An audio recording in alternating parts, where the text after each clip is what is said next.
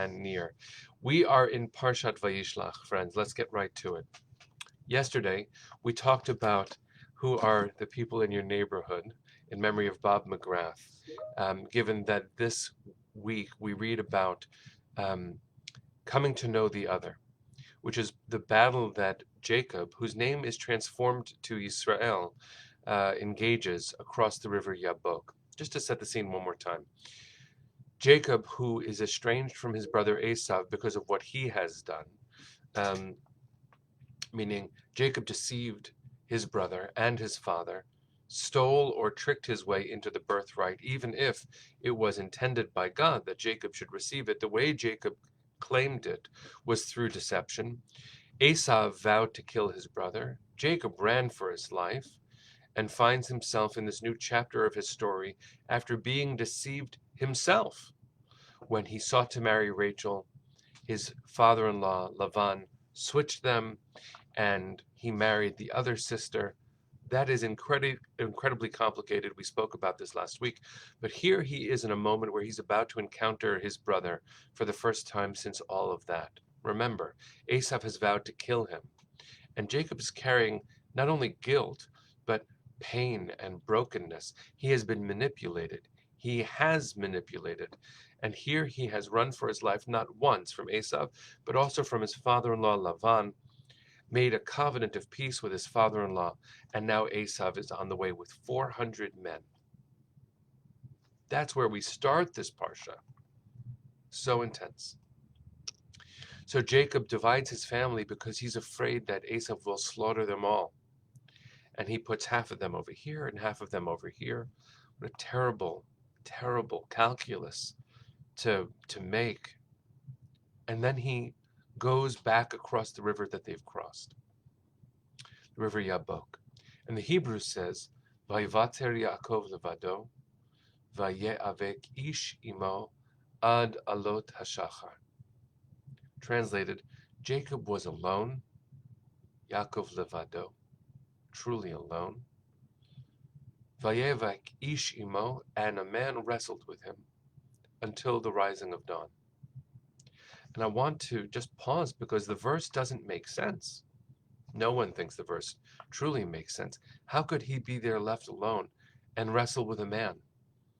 Some midrashim, some interpretations say that he wrestled with an avatar of his brother Esau. Some say that an angel came and wrestled with him. Both of those are phenomenally interesting, creative, psychologically powerful. But the most powerful suggestion I've ever read, which takes us from yesterday's learning, right, meeting the other, understanding the other, wrestling with the other, to actually taking the text as it is. If he's there all alone and is wrestling with someone, who is he wrestling with? He must be wrestling with himself. He's come from these tortured stories and has been an instrument of deception too. His very name, Jacob, is from the root Ayin Kuf Bet, which means heel. He is born holding on to his brother's heel.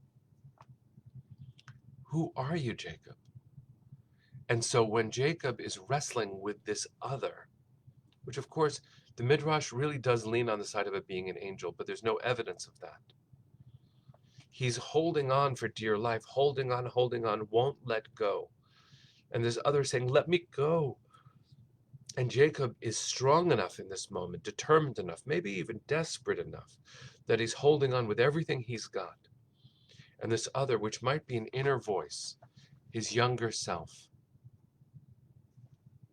the Jacob of this complicated human being, who we now know as our ancestor, Israel. The Jacob within him says, let me go. He says, I will not let you go. You must bless me. And friends, let me just take an armchair psychological leap into this story and join me there. This earlier self is saying, let me be. And Jacob says, no, I've had enough of that way of me, that way of being. I won't let you go. Bless me. I need to learn from my past enough so that I can channel it forward and be a blessing. This is not the right way, what we have done. I need to grow. I need to learn. I need to be transformed. And friends, you and I know that no moment like that, no clarity moment, no crucible moment ever leaves us unscathed. We always carry a mark of that. And so when he emerges from this moment, he limps. The text says that he limps, and there's an interesting tradition about the sciatic nerve, which Jews traditionally do not eat from animals, even if the animals are slaughtered in the appropriate way. The sciatic nerve, the Gid Hanasheh, is learned from this. And so the powerful part of this is to understand that Jacob's wrestling match ends up changing him. And if we can be brave, we can look at ourselves in this way. What's really interesting, this is a deeper dimension of the even deeper dimension we just went into, is that after the older self in this read, after the older self is named, the newer self, as it were, is then asked by Jacob, "What is your name?" And the newer self, again, the Midrash says it's an angel, but the newer self says, "You can't ask me that." So why, friends, can this new transformed self not say its own name? Why can't it be asked? Maybe it's because we haven't gotten there yet. We haven't gotten there yet, and we know that the journey ahead is going to be a better one for us, even if we limp as we go, as we grow, as we age. There's something to be said for not yet knowing this self that I continue to become. But if you're like me, as you walk through the world, wiser by the wound, you also are awash with gratitude for every moment, every waking moment, every sleeping moment too.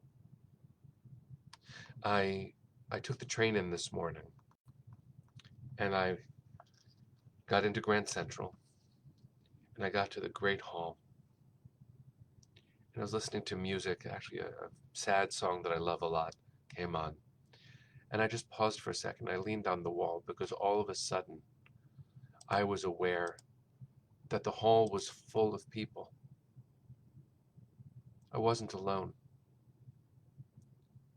because just 2 years ago or 1 year ago, no one was in there. The world stopped.